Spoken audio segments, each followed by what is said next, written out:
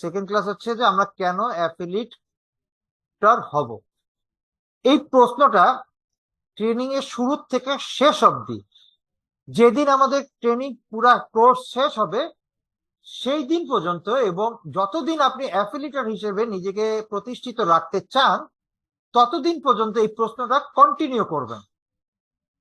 এইটা কেন করবেন তার একটা ডেফিনেশন আমি আপনাদেরকে দিচ্ছি।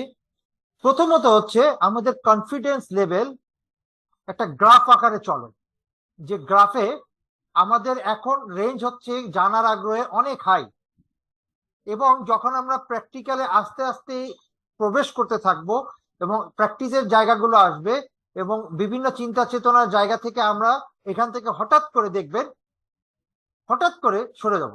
কেন? যে এই জিনিসটা পারছি না, অধৈর্য হয়ে যাব, করতে পারছি না, তো এটা হবে না, বাদ, আমি পারলাম না, যাক আমার 1500 টাকা গেছে গেছে, যাক আমি আর শিখবো না। এই ধরনের মেন্টালিটি সাপোর্ট আপনাকে বহুবার দিবে, বহুবার নক করবে, বহুবার টাচ করবে, আপনাকে হ্যামারিং করবে। লাস্ট অব্দি যখন টিকা থাকার প্রয়াসটা আসবে, লাস্ট অব্দি টিকা থাকা খুব কষ্টকর হবে আপনার জন্য। তখন পর্যন্ত যদি একটি কোশ্চেন লিখে আপনার ওয়ালে টাঙিয়ে রাখেন, আমি কেন অ্যাফিলিয়েটর হব, এই জানার আগ্রহটা আবার আপনাকে দুদিন পরে আগ্রহ তৈরি করবে। কখন? যারা ধৈর্যশীলতার জায়গা থেকে বেরিয়ে যাবেন এবং 2 মাস পরে আবার যখন আপনি দেখবেন রুহুল কুদ্দুস স্যার, আমাদের আরেক স্যার, অমুক ম্যাডাম এই পরিমাণ আর্নিং হঠাৎ করে ফেলছেন, আমি আবার করতে পারছি না, কেন? আমাকে আবার শিখতে হবে। তাহলে আবার শিখতে গেলে আপনাকে কি করতে হবে? আগে যা কিছু শিখেছিলেন সব আপনার ব্রেন থেকে মুছে আবার নতুন করে আবার একটা ওয়েস্টেজ টাইম যাবে, আবার একটা অ্যামাউন্ট আপনাকে ক্যারি করতে হবে, এবং এই অলমোস্ট এই অ্যামাউন্ট তো কখনোই নয়। এবং কোন ইনস্টিটিউট, কোন আইটি ইনস্টিটিউট, আমি আপনাদেরকে একটা আইটি ট্রেনিং দেখাইতে পারি, তারা কখনো এত ডেফিনেশন দিয়ে, এত প্রশ্নের ডেফিনেশন দিয়ে কোনোভাবেই দেখাবে না। It's true. এবং এই যে সেকেন্ড ক্লাসটা আবার থার্ড ক্লাসটা ফার্স্ট ক্লাসটা করাচ্ছি, এটাও আবার রিপিট কেউ করাবে না, কারণ আমি বুঝতে পেরেছিলাম আপনারা কিন্তু কেউ এটাকে ভালোভাবে নেননি। একটা ক্লাস বা ওয়েবিনার মুখী বা এরকম চিন্তাধারা এসছেন, এসে এই বিষয়গুলোকে মাথায় এইভাবে এন্টারটেনমেন্টের মতো নিয়েছেন, নিয়ে চলে গেছেন। সো এই ইম্পর্টেন্ট জায়গাটা হচ্ছে ক্লাস 2-তে, এই ক্লাস নাম্বার 2-তে আমি যে বিষয়টা বলছি এটাকে মেনশন করবেন শেষ অবধি, কেন আমি অ্যাফিলিয়েটর হব। এটা আপনাদের কাছে আমি প্রশ্নটা রেখে গেলাম, অবশ্যই আপনারা এই কোয়েশ্চেনটা রাখবেন। তা আজকের টপিক হবে ব্র্যান্ডিং, মানে এখনকার টপিক। এখনকার টপিক সেকেন্ড ক্লাসের জন্য আমরা এখনকার জন্য যে টপিকটা নির্ধারণ করেছি সেটা হচ্ছে হোয়াট ইজ ব্র্যান্ডিং। তাহলে ওয়েবসাইটের কাজের ধারাবাহিকতাটা এই ব্র্যান্ডিং থেকে আমরা কিছুটা বুঝতে পারবো। তাহলে ব্র্যান্ডিং কি, এটা আগে একটু বুঝে নিই যে ব্র্যান্ডিংটা কি।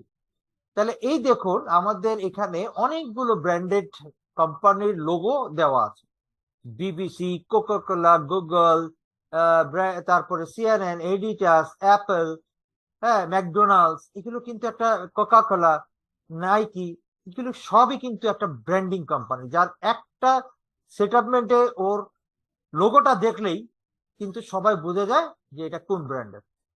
তাহলে এই যে বিষয়, যেরকম অনপ্রেসিভের লোগো দেখলেই কিন্তু সবাই বুঝি যে এটা অনপ্রেসিভ। তো প্রত্যেকটা জিনিসের একটা লোগো আছে, একটা লোগোটাকে আপনার নিজস্ব ব্র্যান্ডিং আকারে প্রচার করতে হতে পারে, এবং আপনি যে ওয়েবসাইটটা করবেন সেখানেও আপনার একটা লোগো থাকতে হবে, ইউনিক একটা লোগো থাকতে হবে। সেইটা যেন ইউনিক হয়। ইউনিক কেন হয়? যেন আপনার প্রত্যেকটা থাম্বনেল, যেহেতু আমি এসইও করে দিয়েছি, সো আপনার এই নামটা, যদি আপনি যে নামটা পছন্দ করবেন, ধরে নিলাম এখন রুহুল কুদ্দুস ইসলামিক ব্লগার, একটা একটা ব্লগিং ওয়েবসাইটের নাম, আর রুহুল কুদ্দুস ইসলামিক ব্লগার দিয়ে উনি যে কাস্টমাইজেশনটা করবে বা ওয়েবসাইটটাকে রেডি করবে, এই নামটাকে এখন এসইও করার কারণে বা ওই ওয়েবসাইটটার থিমটাকে এসইও করার কারণে যখনই আপনি এটাকে কোথাও সার্চ দিবেন এটা সবার আগে চলে আসবে। তাহলে এটাকে ব্র্যান্ডিং ওই এসইও এর মাধ্যমে করতে হয়। তো এসইও একটা বড় বিষয়, এটাকে গেলাম না আমরা, এটা শিখতে গেলে আপনাদের চুলই পড়ে যাবে অনেক ব্যাপার, আমারই অনেক দিন লেগেছে। তো সেই জায়গা থেকে ডিজিটাল মার্কেটিং শিখতে গেলে আপনাকে পরিপূর্ণতার অনেক কিছু জানতে হয়। তো সেই জায়গা থেকে শুধু অ্যাফিলিয়েটটাকে শিখুন। তো অ্যাফিলিয়েট তৈরি করতে গেলে আপনাকে একটা ব্র্যান্ডিং নেম পছন্দ করতে হবে। তা আজকে আপনাদের প্রথম টাস্ক যেটা সামনে কাজে লাগবে, আজকের থেকে আগামী ক্লাস পর্যন্ত আপনারা একটা ইউনিক নাম পছন্দ করুন, যে নামটা দিয়ে আপনি প্রথম একটা লোগো তৈরি করবেন, আপনার নিজস্ব ব্র্যান্ডিং করবেন, এবং আপনি একটা কাস্টমাইজেশন বা একটা ওয়েবসাইটকে ডেভেলপ করার জন্য আপনাকে প্রথম কাজে লাগবে। তাহলে আপনি যে নামটা পছন্দ করছেন বা যে ইউনিক যে বিষয়বস্তুটাকে পছন্দ করছেন সেটা যেন একটু অন্য থেকে ডিফারেন্ট হয় বা একটু বেটার হয়, বা আরেকটু আপনার মানে মনের ভিতরে একটু সার্চ করে দেখবেন। ধরেন না, আমরা বাচ্চা হলে কি করি, তাদের একটা নাম চুজ করি বা কমন নাম লাগিয়ে দিই অনেকে, বা আমাদের নবী রসুলের নাম লাগিয়ে দিই বা আদার্স কোনো কিছু লাগিয়ে দিই। এই জায়গা থেকে একটা কমন, আবার কেউ কেউ কিন্তু মানে ইউনিক নাম বের করে, যেরকম আমার একটা ইউনিক নাম যে ইস্তিয়াক, অনেকে ইস্তেরি বলে, অনেকে ইস্তেখার বলে, অনেকে মানে আরো বিভিন্ন, আমাদের হীরা ম্যাম বলে কিক স্যার, মানে কিক দিয়ে মানে দিয়ে দিয়েছে। এই যে নামের ডেফিনেশনে আমি ইউনিক্যাল একটা ব্যাপার হয়ে গেছে, কারণ এই নামটা অনেকেই উচ্চারণের জায়গায় একটু বাধাগ্রস্ত হয়ে পড়েন। ইস্তিআক সহজ সংক্ষেপ ভাগ করে নেন ইস্তিআক, অর্থাৎ ইস্তিয়াক ইসলাম আমি ফুল মিনিংসে আসতে পারি। তা আমাকে যেভাবে যে মেনশন করুক, এই নামটাই হচ্ছে এখনকার জন্য ব্র্যান্ডিং। তো আমাকে সবাই ব্র্যান্ডিং এ চেনে ইস্তিয়াক নামে, যার কারণে আমার Istiaq learning world, Istiaq express world, মানে ওয়ার্ল্ড আমার সাথে আছে। এবং ওয়ার্ল্ড থাকার মানে হচ্ছে আমি সমগ্র বিশ্বের সাথে সম্পৃক্ততা রাখতে পারি, কারণ পৃথিবী এমন একটা বিষয় যেটা উপরআল্লাহ তৈরি করেছেন, এবং এই পৃথিবীর মধ্যেই যত কিছু ব্যবস্থাপনা আছে সবকিছু উনি দিয়েছেন। গাছ দিয়েছেন, পানি দিয়েছেন, মরুভূমি দিয়েছেন, মানুষ দিয়েছেন, সবকিছুকে এখানেই দিয়েছেন, প্রাণী দিয়েছেন। মানে সব বিষয়বস্তু পৃথিবীর মধ্যে আছে। এবং জ্ঞানের ভান্ডারকে যদি বলতে হয়, তাহলে যে কোনো জায়গায় যে কোনো প্রান্তে আপনি যান না কেন, পৃথিবীর কোনায় কোনায় জ্ঞান বহির্ভূত আছে। তো এই কারণে এই লার্নিং ওয়ার্ল্ড আপনাদেরকে আবারও আমন্ত্রণ জানাচ্ছে দ্বিতীয় সেশনে। ব্র্যান্ডিং এর গুরুত্বটা কি? ব্র্যান্ডিং এর গুরুত্ব হচ্ছে সঠিকভাবে আপনার পণ্যটাকে কারো কাছে প্রচার করা, বা এটাকে আপনার কাস্টমারের কাছে সেবা প্রদান করে আপনার প্রতি যাতে তারা আসে, এইরকম মনোভাব তৈরি করার বিষয়টাকে বলা হয় ব্র্যান্ডিং।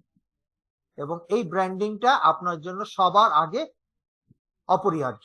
এখন ধরুন, অনপ্যাসিভের জায়গায় অনপ্যাসিভ বিভিন্ন প্রোগ্রাম করে, বিভিন্ন প্রতিষ্ঠান করে, যারা অনপ্যাসিভিয়ান আছেন তাদের উদ্দেশ্যে বলছি, তাদেরকে কি করছে, অনপ্যাসিভ মেট্রো স্টেশন, এই যে ব্র্যান্ডিং, এটা প্রচার। অনপ্যাসিভের সাথে এই যে চুক্তি হলো, এটাকে প্রচার, এটা কিন্তু তাদের কাস্টমারকে, অনপ্যাসিভ ও কানেক্ট কাস্টমারকে প্রচার। সো অনপ্যাসিভ কে যদি ব্র্যান্ডিং হিসাবে আপনি সাবডোমেইন হন, মানে আপনি কিন্তু সাবডোমেইন হয়ে যাবেন। কেন? আপনি ওই প্রচারটাকে আপনি আলাদাভাবে আপনার নিজের প্রয়োজনে, নিজের মাধ্যমে, নিজের ব্র্যান্ডিং এর জায়গা থেকে ওই সেবাটাকে প্রোভাইড করতে যাচ্ছেন, বা ওই প্রোডাক্টটাকে সার্ভিস হিসাবে প্রচার করতে যাচ্ছেন। সো আপনার যে জায়গাটা থাকবে সেটাকে আপনি আপনার মতো করে সাজিয়ে নিয়ে আপনি এখান থেকে নিতে পারেন। এটা আপনি তখন সাবডোমিনাল সেটলমেন্টে চলে আসবেন। তারপরে এই জায়গা থেকে কি ব্র্যান্ডিং এবং মার্কেটিং, আমরা মনে হয় যে মার্কেটিং এর সাথে ব্র্যান্ডিংটাকে সম্পৃক্ত করে ফেলি। আসলে ব্র্যান্ডিং এবং মার্কেটিং পুরোপুরি এক না, এটা একটা আলাদা জিনিস।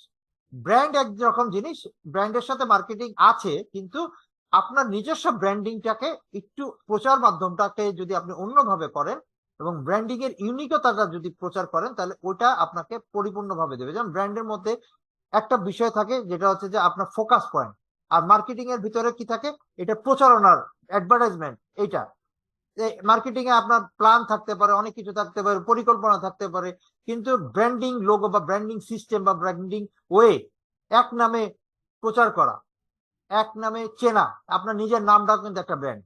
সো এই নামটা ডাকলেই কিন্তু এই আমাকে ডাকছে, এইটা একটা প্রচার, এইটা কিন্তু একটা প্রচার। তাহলে ব্র্যান্ডিং এবং মার্কেটিং এর একটা ডিফারেশন ভাগ অনেক কিছু আছে। যখন এটাকে স্টাডি লেভেলে যাবেন তখন আপনারা বুঝতে পারবেন। আসুন এবার মার্কেটিং কি। তো মার্কেটিং হচ্ছে বিপণন যে বিষয়টা, অর্থাৎ আমরা যে কোনো প্রোডাক্ট নিয়ে যখন কারো কাছে যাচ্ছি বা এই সংক্রান্ত কোনো বিষয়কে নিয়ে প্রচার করছি, তখন এইটাকে মার্কেটিং এর ব্যাপারে আসছে এবং সেটা তার চাহিদা পূর্ণ হচ্ছে কিনা। ধরেন এখন যিনি জুম বা গুগল মিট ইউজ করছেন, তাকে যদি আমরা ও কানেক্টকে বোঝানোর চেষ্টা করি, তাহলে ও কানেক্টে কেন বোঝাতে হবে? তাহলে এই যে ও কানেক্টের ব্যাপারটাকে বোঝানোর তার চাহিদার দরকার আছে কিনা, তার চাহিদার জায়গাটাকে আমাকে নিতে হবে। সেই চাহিদার জায়গার যে প্রক্রিয়াটা, সেটাকে বলা হয় মার্কেটিং। তাহলে আমরা কি করছি, অ্যাফিলিয়েট মার্কেটিং করছি। তাহলে অ্যাফিলিয়েটের একটা মূল বিষয়বস্তু হচ্ছে আপনি কাস্টমারের কাছে যাচ্ছেন না, বরঞ্চ আপনার প্রচারণার মাধ্যমটাকে এমন ভাবে করছেন যেন কাস্টমার আপনার কাছে এসে পেপার ক্লিক বা পেপার লিড বা পেপার যেটাই বলুন না কেন, এটা ধারাবাহিকতা, এই সবটাই যেন করে, সেই কারণে আমাদের ওখানে যেতে হচ্ছে। এবং আমার ওয়েবসাইটটাকে আমি সোশ্যাল মিডিয়া বা আদার যে কোনো জায়গায় যে প্রচারটা করছি, কিছুদিন আগে একটু, এখন এই মার্কেটিং এর জন্য কি একটা প্রোডাক্ট দরকার, আমার প্রোডাক্ট ছিল ট্রেনিং, আমি প্রোডাক্টটাকে প্রোভাইড করেছি মার্কেটিং। তাহলে আমার যে কোনো বিষয়ের সাথে একটা প্রোডাক্ট সম্পৃক্ত আছে, সেটা সেবা হতে পারে, পণ্য হতে পারে, বা আদার্স কোনো কিছু হতে পারে। তাহলে সবকিছুর জন্য মার্কেটিং এর জন্য একটা প্রোডাক্ট বা একটা বিষয়বস্তু আপনার অবশ্যই লাগবে। তো এই প্রোডাক্ট নিয়ে আমি মার্কেটিং করেছি, আমি সেবামূলক ব্যাপার, অর্থাৎ আমি ট্রেনিং প্রোভাইড করছি, তো আমার প্রোডাক্ট ছিল প্রোডাক্ট এই ট্রেনিং, সো আমি এটাকে মার্কেটিং করেছি। এখন আমার প্রোডাক্টের প্রাইস কি, অর্থাৎ আমি যে ট্রেনিংটা প্রোভাইড করেছি, এই প্রোভাইডের একটা প্রাইস নির্ধারণ আছে, একটা ভ্যালু আছে, এবং আমি সেই ভ্যালু, এই ভ্যালুটাকে তৈরি করছি। ভ্যালু কি? ভ্যালু হচ্ছে ওটার মূল্য। তাহলে প্রাইসও মূল্য, ভ্যালুও মূল্য। তা প্রাইস এবং ভ্যালুর মধ্যে পার্থক্যটা কি? এখানে একটা পার্থক্য আছে। প্রাইস হচ্ছে আপনাকে যেটা ক্যারি করা যায়, মানে একদম ছোঁয়া যায়, এটা হচ্ছে ক্যারিয়েবল। প্রাইস দিলাম, টাকা দিলাম, এটাকে ছুঁয়ে দেখছি, প্রাইস দিচ্ছি, টাকা দিচ্ছি, টাকার মাধ্যমে দিচ্ছি। আরেকটা হচ্ছে ভ্যালু, হচ্ছে কি আমার ট্রেনিং এর ভ্যালুটা কি, আমার ট্রেনিংটা কিন্তু আপনি ভিতরে নিচ্ছেন, এটা কিন্তু দেখা যাচ্ছে না, এটা কিন্তু প্রকাশ করা যাচ্ছে না, এটা কিন্তু ধরাও যাচ্ছে না, কিন্তু এটার ভিতরে ভিতরে আপনাকে একটা ভ্যালুয়েবল জায়গা তৈরি করছে। সো প্রোডাক্ট, প্রাইস, এইটাকে আমাদের মেনশন করতে হবে। প্লেস, প্লেস কোথায়? প্লেস হচ্ছে আমাদের ডিজিটাল মার্কেটিং কোথায় প্রয়োজন, সেটা হচ্ছে নেট, ইন্টারনেটের দুনিয়ায়। ইন্টারনেট যতদিন আছে ততদিন প্রচার প্রচারণার মাধ্যমগুলো ইন্টারনেট ভিত্তিকই হবে। তাহলে ইন্টারনেট আরো ডেভেলপ হবে, এআই প্রযুক্তি আসতেছে, তাহলে আর্টিফিশিয়াল ইন্টেলিজেন্স ডেভেলপ হবে। তাহলে সেই খেতাবে আজকে হয়তো বা আমরা প্লেসটা অনলাইন ভিত্তিক ভিডিও কনফারেন্সিং টুল জুমে করছি, তো এটা প্লেস চেঞ্জ হতে পারে। ইনস্ট্যান্ট মনে করলেন, হঠাৎ আপনার মন থেকে বললেন বা মুখ থেকে বললেন যে আরো 5 বছর পরে এরকম হলো যে ইশতিয়াক সাহেবের ট্রেনিং 2023 সালের সেপ্টেম্বর মাসে কি ট্রেনিং করিয়েছিল, আমাকে এখন একটু শো করো। এমন প্রযুক্তি আসলো যে এটা নেটে থাকলো, নেটে থাকার কারণে আপনি যখনই দেখতে চাইলেন, এআই বা রোবট আপনাকে এটা প্রেজেন্ট করে দেবে। তা আপনার তখনকার প্লেসটা কি মনে রাখতে হবে, প্লেসটা কোথায় করিয়েছিল? জুমে। ওই জুমে করিয়েছিল, তুমি জুম থেকে ওটাকে বের করে দাও, ইজি। এটা হবে ইন ফিউচার, এটা বলছে। আজকের দিনে সেই প্রক্রিয়াগুলো কিভাবে সম্ভব হয়েছে? তারা কিন্তু ওই দৃষ্টিকোণটা দেখেছিল যে ভবিষ্যতের মার্কেটিং প্লেস গুলো আধুনিকতার জায়গায় এটা আসবে, এবং আমাদের দেশ এদের থেকে পিছিয়ে আছে অনেক বছর। আজকে অন্যান্য দেশের 7G ইউজ করে, আমরা এখন পর্যন্ত 4G তে আটকে আছি। আমি জানি না ইন্ডিয়াতে কতটুকু আছে, আমার বাংলাদেশকে নিয়ে বলছি। সো সেটআপমেন্টের চিন্তাধারা, মার্কেটিং এর পরিবর্তনশীলতা এসছে। আগে একটি প্রোডাক্ট নিয়ে বাড়িতে যে বলতে হতো একে, এখন যদি আমি, ধরুন আমি যদি ইন্স্যুরেন্স রিলেটেড কাজ করি, আমি ইন্স্যুরেন্সের ব্যাপারেও কিন্তু অ্যাফিলিয়েট করতে পারবো। আমি কোনো বিজনেসকে প্রোভাইড করছি, আমি এখানে বসে করতে পারবো। এটার জন্য আমাকে কোথাও দরকার নেই। আমার ক্লায়েন্টকে যদি আমি ইমেল করে বলি এবং তার নির্দিষ্ট একটা টাইম বেছে নিই, এবং সেই বেছে নেওয়ার টাইমে আমি তার সাথে যদি ভিডিও কনফারেন্সিং এর মাধ্যমে আপনার মতো প্রেজেন্টেশন দিয়ে তাকে এই বিষয়টাকে বোঝাতে চেষ্টা করি, সে ওখান থেকে কিন্তু সব জিনিস বুঝলেন। এবং ভার্চুয়ালি, অর্থাৎ এখন ডিজিটাল যে মুদ্রাগুলো আমরা ইউজ করছি, বা আদার্স কোনো সাইট থেকে, ব্যাংক থেকে, যেভাবে হোক, যেমন আপনারা বিকাশে পেমেন্ট করেছেন, নগদ পেমেন্ট করেছেন, ঠিক তেমনি ভাবে কিন্তু ইজি হয়ে গেল, আমাকে আর বুক করে যাওয়া লাগলো না।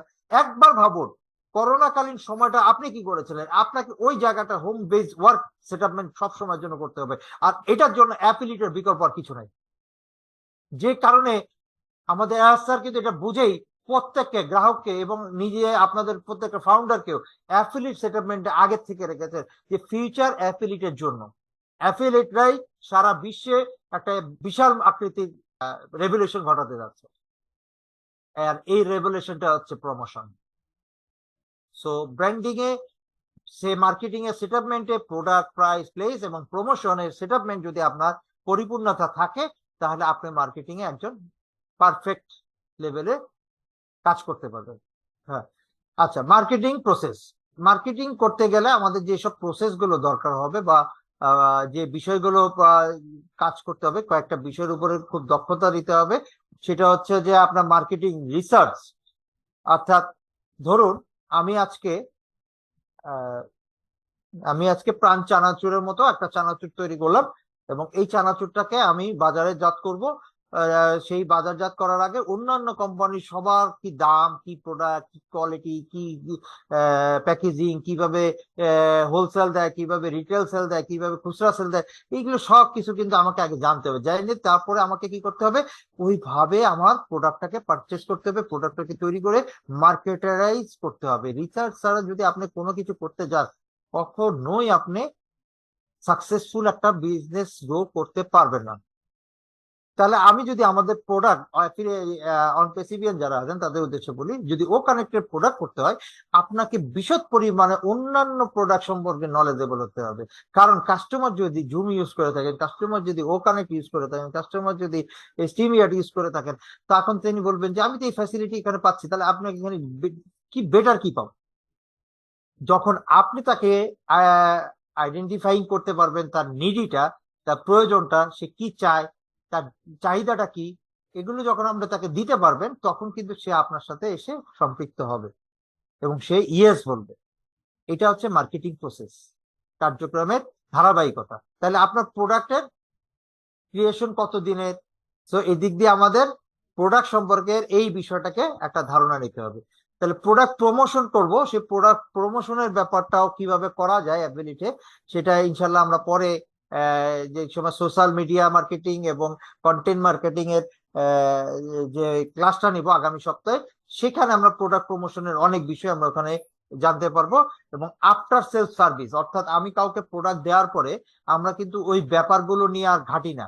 ধরো আজকে যারা পারচেস করছি বা সাবস্ক্রিপশন করছি ওখানে সাবস্ক্রিপশন করার পরে ও কানেক্টটা আমরা ব্যবহার করাচ্ছি কাউকে, বা ইউজাররা বা অ্যাফিলিয়েটর হিসেবে যারা আসছে, তারা কিন্তু এই প্রোডাক্টটা ব্যবহার করছে। তাহলে ব্যবহার করার পরে আসলে আমাদের প্রোডাক্টটা যাকে করালাম তাকে যে ডেফিনেশন গুলো দিয়েছিলাম এবং তাকে যে বলেছিলাম যে জুমের এই ফিচার থেকে এটা বেটার, এখানে এই ফিচার আছে, জুমে এই ফিচারটি নেই, জুমের এই ফিচার থেকে এই ফিচারটা অনেক ভালো কাজ করছে, এই যে বলেছিলাম, তাহলে এই সেলের পরে তাকে একটা কিন্তু ফলো আপ সেটআপমেন্ট দিতে হবে। এটা আমরা অনেকেই ব্যক্তিগত সেলস আর যারা বা মার্কেটিং এ যারা কাজ করেন, তারা কিন্তু এই কাজটা আমরা করি না। আমরা গেছে গেছে বা ওকে ও কোন রকমের সেল করাতে পেরেছি তো গুড, ওই পর্যন্তই। এটা নয়, এটা ঠিক না। আপনি যেটাই করবেন সেটার সাথে ইয়ে হবে। এবং কাস্টমার স্যাটিসফ্যাকশন, কাস্টমার যদি আপনাকে একটা, যেরকম আমরা আমাদের কোম্পানি কাস্টমার স্যাটিসফ্যাকশন নিচ্ছে ও কানেক্টের অ্যাপস ডাউনলোডের মাধ্যমে, কি 5 star rating rating rating rating rating rating rating right. তাহলে কাস্টমারের রেটিংটা কি, কাস্টমারের রেটিংটা সেটআপমেন্টটা আপনি ওটা এইভাবে নিচ্ছেন। তাহলে এই কাস্টমার স্যাটিসফ্যাকশন যদি দেয়, ওই যে যেমন সিপিএ মার্কেটিং আছে, কাস্টমার স্যাটিসফ্যাকশন 5 রিভিউ দিলেই, বা আমাদের এই ফাইবারে যারা কাজ করেন তাদের যদি 5 স্টার রেটিং পায়, তাকে বেশি কাজ দেয়। তো সুতরাং এই বিষয়গুলো আমাদের একটু লক্ষ্য রাখা উচিত।